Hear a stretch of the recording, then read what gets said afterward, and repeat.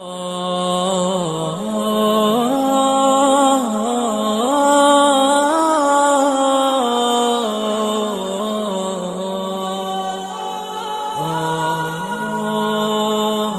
تعالیٰ نے اس دنیا میں سب سے پہلے جنات کو آباد کیا، مگر ان کی سرکشی اور فساد کے باعث فرشتوں کے آفواز بھیج کر انہیں سمندر برد کر دیا، اور اس طرح زمین کے اصل حقدار یعنی حضرت انسان کے آباد ہونے کی راہ آسان ہوئی۔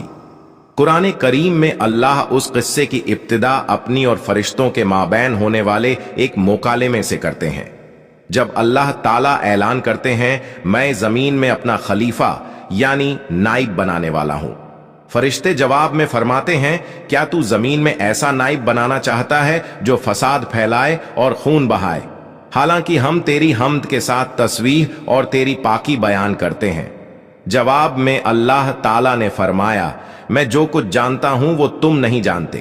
پھر کھنکھناتی مٹی سے ایک پتلا بنایا جاتا ہے اور فرشتوں کو اس بات کا حکم بھی دیا جاتا ہے جب میں اسے مکمل کر لوں اور سوار لوں اور اس میں روح پھونک دوں تو تم اس کے سامنے سجداریس ہو جانا۔ حضرت عبداللہ ابن عباس سے مروی ہے کہ جب اللہ نے حضرت آدم علیہ السلام کو بنانے کا فیصلہ کیا تو فرشتوں کو حکم ہوا کہ زمین سے مٹی لاؤ۔ پہلے حضرت جبرائیل علیہ السلام پھر حضرت میکائیل علیہ السلام گئے، مگر زمین ان سے کہتی میں اللہ کی پناہ میں آتی ہوں کہ تو مجھ میں سے کچھ کم کرے یا مجھے نقصان پہنچائے۔ دونوں آ کر اللہ پاک کو بتاتے ہیں۔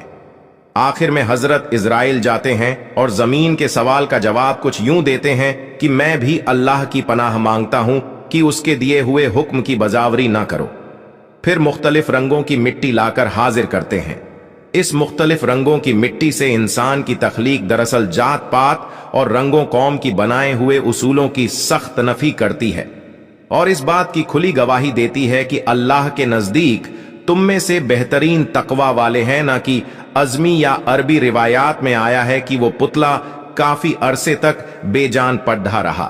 ابلیس جب وہاں سے گزرتا تو اس سے مخاطب ہو کر کہتا کہ تم ایک عظیم کام کے لیے پیدا کیے گئے ہو۔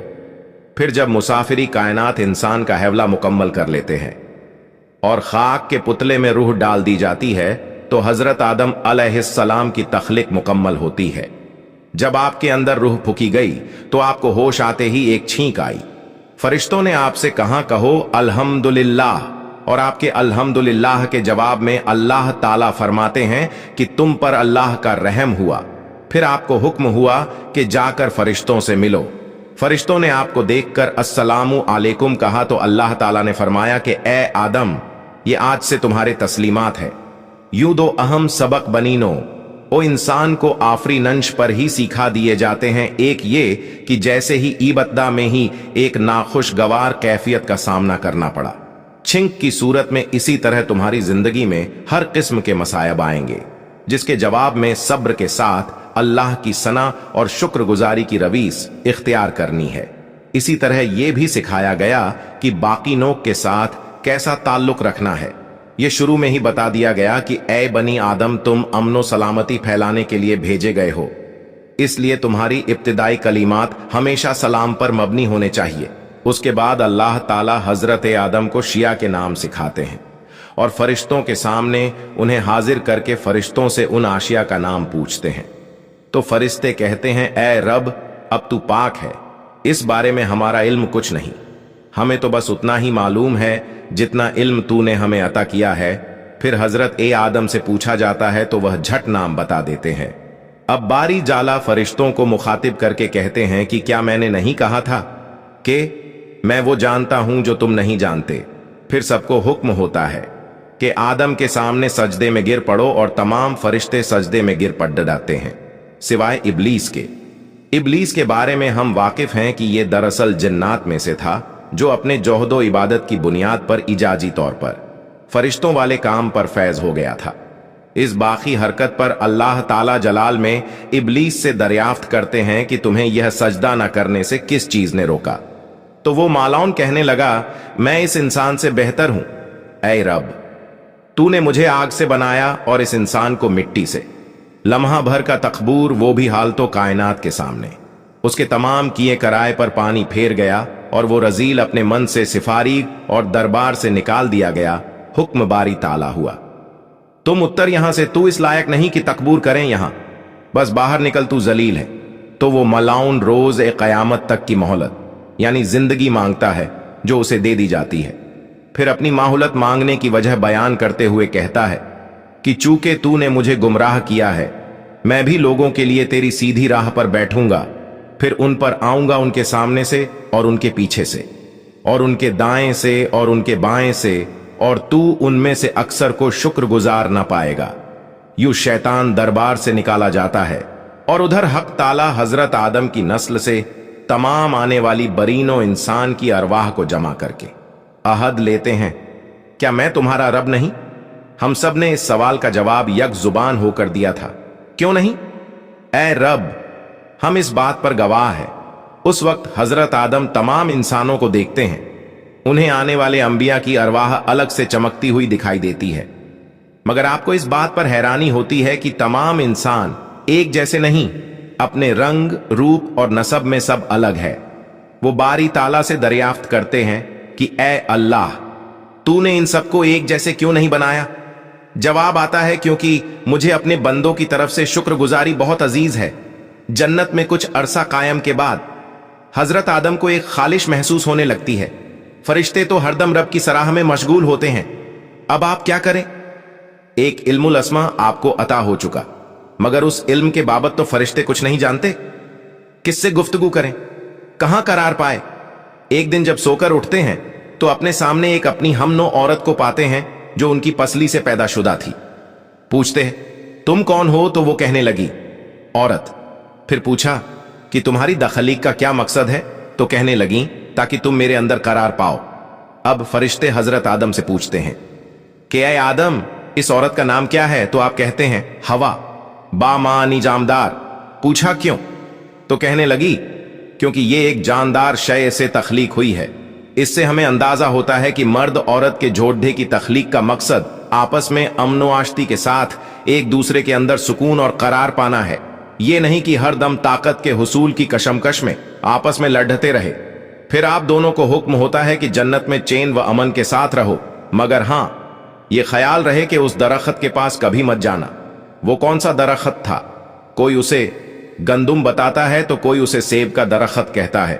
तस्बीहात भी अलग अलग है। किसी किराए में वो दर्द और तकलीफ का दरख्त था तो कोई उसे जावेदानी हयात का फल बताता है। मगर सच तो ये है कि हम सिर्फ घूमान ही कर सकते हैं। कुरान में वाजे अल्फाज में दर्ज है कि वो दरख्त बिल्कुल अहम न था, बल्कि रब का हुक्म अहम था। कुरान करीम में उस दरख्त के बारे में अल्फाज इस कदर मुबहिन है कि लगता है जैसे अल्लाह ताला ने किसी भी दरख्त की तरफ इशारा करके हजरत आदम को कहा कि बस इस दरख्त का फल नहीं खा, बाकी जो चाहे खाओ पियो। मगर इंसान का फितनी तेज जासूस और शैतान का बार बार बहकावा उन्हें उस दरख्त की तरफ माइल करता है। इब्लीस उन्हें बढ़े नासे हखना अंदाज में उन दोनों को समझाता है कि देखो, मैं तुम्हारा दोस्त हूं और तुमको उस दरख्त से इसीलिए रोका जा रहा है कि कहीं तुम हमेशा यहां रहने वाले ना बन जाओ। आखिरकार बसरी तकाजों के आगे मजबूर हमारे ये दोनों जले अमजद उस दरख्त का फल खा लेते हैं। हुक्म होता है कि उतर जाओ, तुम सब के सब यहां से जाओ, दुनिया में रहो, वहां तुम्हारा ठिकाना और तामो कायम होगा और तुम वहीं रहोगे, एक दूसरे के दुश्मन बनकर, यानी इंसान और शैतान। कहा जाता है कि जब आपसे से ये खता हुई तो अल्लाह फरिश्तों को हुक्म देते हैं कि आदम से उसकी खैलत और आरिश वापस ले लो। चुनांचे आपके सर से ताज और दीगर आराई से उतार ली जाती है तो आप रो रो कर चिल्लाते हैं, माफी माफी। निदा आती हैं कि ऐ आदम, क्या मुझसे भाग रहे हो? तो आप फरमाते हैं, नहीं या रब, मगर आपसे शर्म आ रही है। दुनिया में आकर एक अरसा सख्त निदावत की हालत में रोते हुए गुजारते हैं। फिर रहमान के रहमानियत जोश में आती है और आपको पहले इल्म की तरह एक और इल्म दिया जाता है। पहला इल्म दुनियावी उलूम के सरचश्मे यानी अक्लो खरीद का मिला, और दूसरा पहली वही की सूरत में उखरवी निजात का। इस अवलीन वही से आपको तौबा का सलीका और उसके अल्फाज सिखाए जाते हैं और माफ कर दिया जाता है। फिर एक शफीक उस्ताद की माने तो बद्धी मोहब्बत से हजरत आदम को समझाया जाता है कि तुम्हारा घर फिलहाल ये ही तुम्हारा आर्जी कयाम है। मुझे याद रखना, और जब जब मेरी जानिब से मेरे रसूल तुम्हारे पास हिदायत लेकर आए तो उनकी दिवा करना। तुम ऐसा करोगे तो ना तो तुम्हें कोई गम होगा ना कोई मालल, तुम वापस अपने असली घर और मकान यानी जन्नत को हासिल कर लोगे। अब हम हजरत आदम के रवैये का तकाबुल इब्लीस से करें तो अब्दुर रहमान और शैतान का फर्क साफ वाज़ेह हो जाएगा। एक गलती हजरत आदम और हवा से हुई और एक के इब्लीस से। दोनों के दरमियान फर्क क्या था? फर्क यह था कि हजरत आदम ने फौरी रुजू किया और रो रो के माफी मांगी और अपनी हरकत पर सख्त निदामत का इजहार किया, जबकि इब्लीस ढिठाई के साथ अपनी हरकत पर न सिर्फ डटा रहा बल्कि अपने तकबूर की तवजीह पेश करने लगा। और जब उसे यकीन हो गया कि मैं ताक़यामत मलयून गया हूं, तो फिर बजाय माफी मांगने के उल्टा अल्लाह को अपनी गुमराही का मोजिम ठहराने लगा। चूंकि तूने मुझे गुमराह किया है, मैं भी लोगों के लिए तेरी सीधी राह पर बैठूंगा। तो यूं हमें मालूम हुआ कि रहमान के बंदे गुनाहों के बाद एक दावे नेदावत अपने सीने पर सजाते हैं और अपने गुनाहों का ये इतराफ करते हुए दोबारा अल्लाह का कुरब चाहते हैं, और उसके बरखिलाफ है इब्लिस की सुन्नत अना परस्ती घमंड और मैं ना मानो की तकरार है।